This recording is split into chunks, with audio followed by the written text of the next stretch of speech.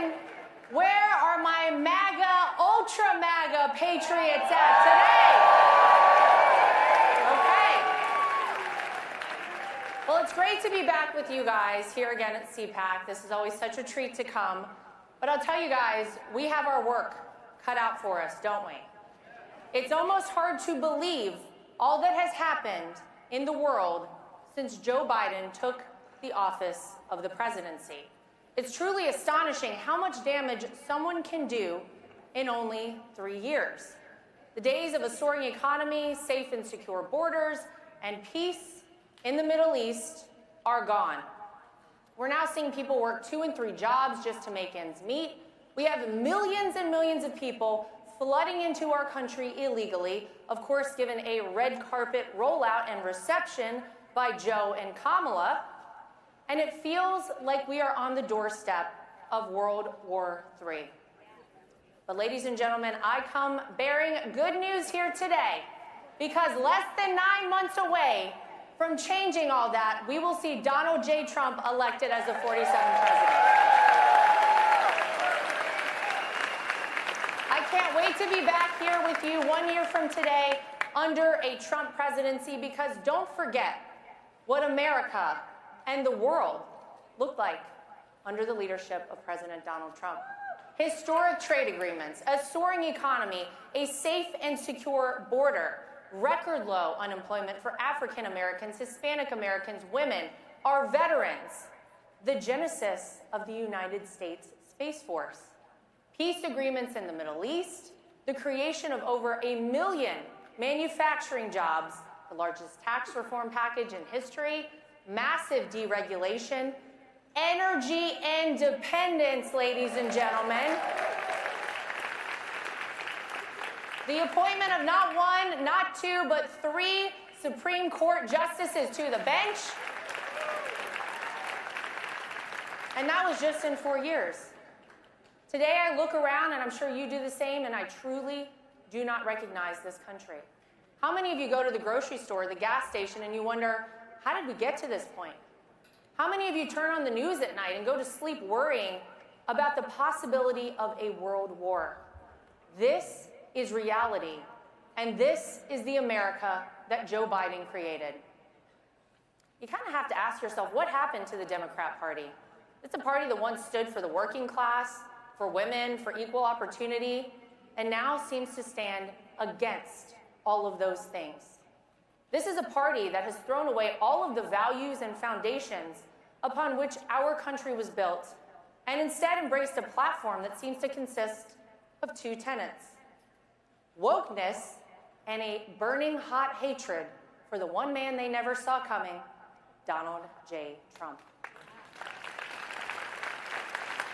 The party of JFK is dead, now replaced by an ideology that stands against everything that makes us proud, united Americans.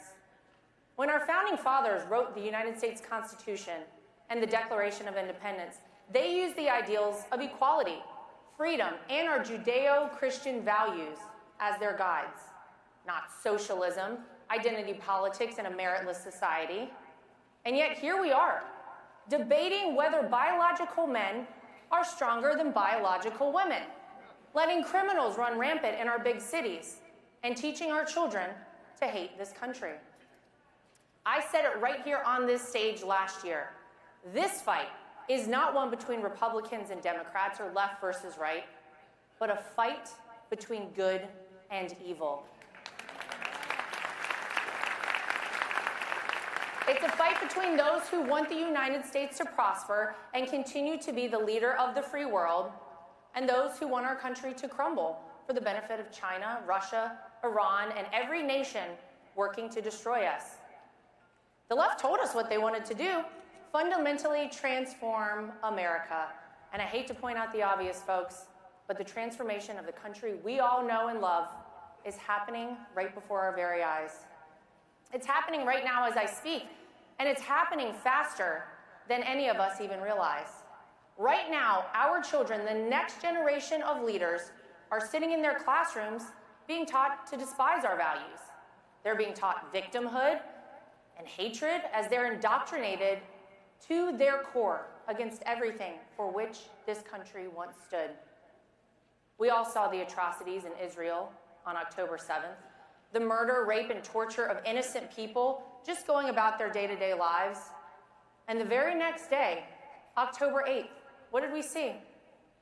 College students across America supporting the very terrorists who committed those despicable acts of violence. That's right, our own children here in the United States of America are still rallying and protesting across the country in support of Hamas, a terrorist organization who would love nothing more than to wipe Israel and the United States totally off the map. One thing is clear, ladies and gentlemen, the next generation of Americans is currently lost.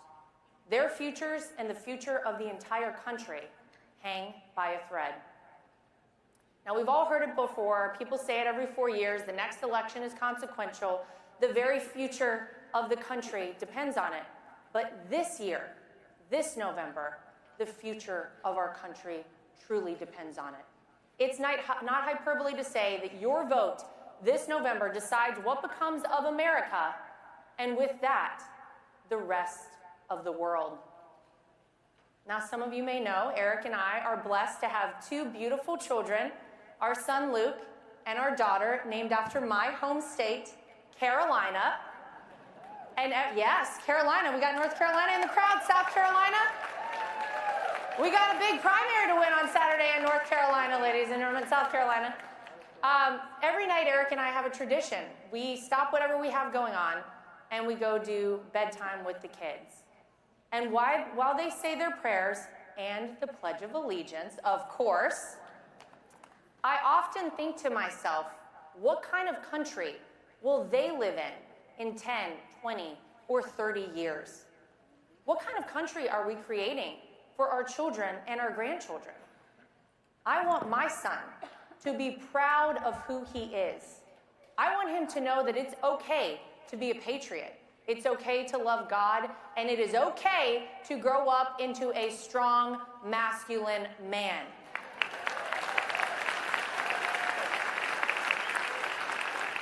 I want my daughter to always feel safe here in America, wherever she goes. I want her to play sports on an equal footing with her peers, which means competing against other biological girls. And I want her to understand that in the United States of America, we get ahead and succeed by merit and merit alone. I will never raise her to rely even for 1 second on the poison and lie of identity politics. Moms and dads, hear me loud and clear. When I say it is up to us, the parents, to ensure the safety and the education of our children. Because whether it's our kids being forced to attend schools that continue to fail them, our kids indoctrinated with critical race theory, or the fabricated notion that you can change your gender like you change your shoes, we must remember it is up to us to protect them, because our political leaders have proven they cannot be trusted to do that job. Children are a clean slate. They represent everything that's good in this world: innocence, curiosity, a love for all, regardless of race, gender, or anything else. And shame on anyone who tries to steal that from them. So some of you may have heard that I've had the great honor of being endorsed by my father-in-law, President Trump, to co-chair the Republican National Committee.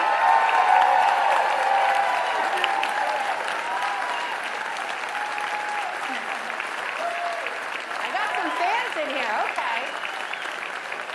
You guys like this idea?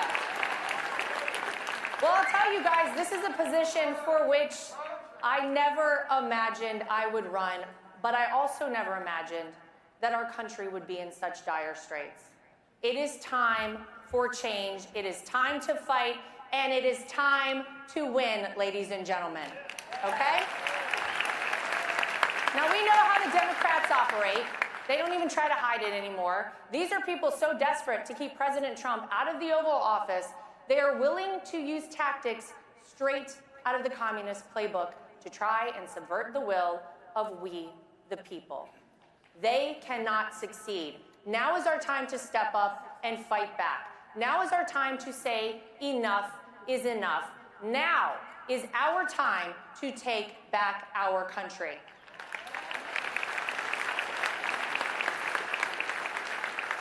And let me just assure everyone here of one thing. What happened in 2020 cannot and will not ever happen again. We must adapt, and we must fight fire, not with fire, but with dynamite. We must, and we will, build the strongest, most secure election operation that this party has ever seen. That's how we have to do this, folks.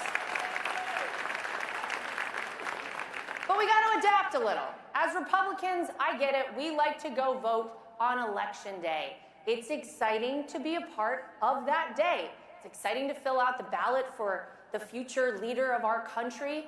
Heck, you even get a little sticker, and then you can take a photo and post it on social media. I know, it's very fun. But the truth is, if we want to compete with the Democrats, we cannot wait until Election Day. If we want to compete and win, we must embrace early voting. The days of waiting until Election Day to vote are over.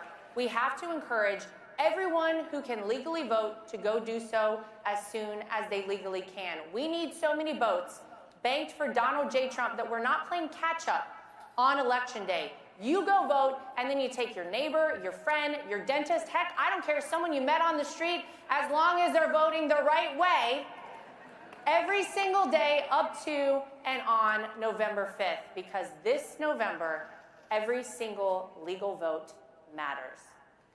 So if elected as co-chair of the RNC, I can promise you, we will not be giving blank checks to career political consultants and vendors. Every penny of every dollar donated will go towards one thing: winning. I promise you that I will do everything in my power to fight for our country, our party, our values, our children, secure elections, and everything else that we all care about in this country.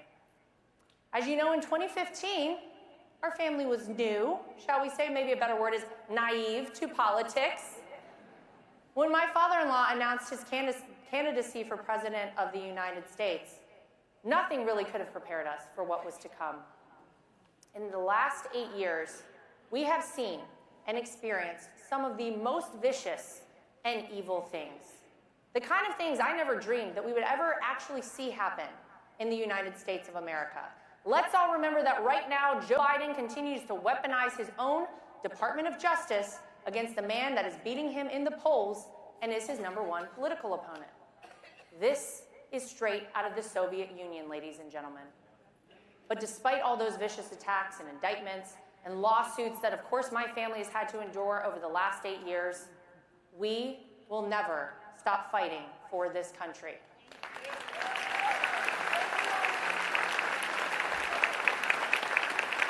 It is because of these attacks, not in spite of them, that we continue to fight. And I think my father-in-law, Donald Trump, said it best.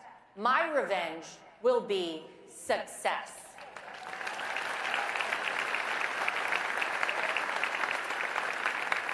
The United States of America, as young as we are, has seen many challenges, weathered many storms, and despite it all, we have always only grown stronger. America may be fractured, but she is not broken, because the American people do not cower. We do not bend, we do not break, we stand strong in our values and our principles and everything that makes us a part of the single greatest country that this world has ever seen. Never forget, ladies and gentlemen, that it is always darkest before the dawn. D-O-N, darkest before the dawn. See what I did? And I believe that Donald Trump was made for such a time as this.